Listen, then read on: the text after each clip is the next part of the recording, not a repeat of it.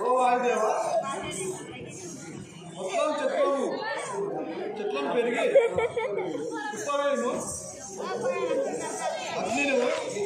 అగ్నిదేవా ఆ కుప్పలను ముట్టించము నీవు. పిడుగుదేవా రాయి రప్పలను కొట్టుము నీవు. వానదేవా విత్తనములు వేయటకు వర్షము కురిపించము.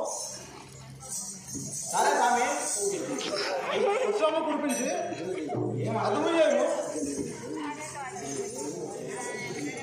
ఇంకా మీరు పోయి మీ పనులు కూడా సిద్ధంగా అండి.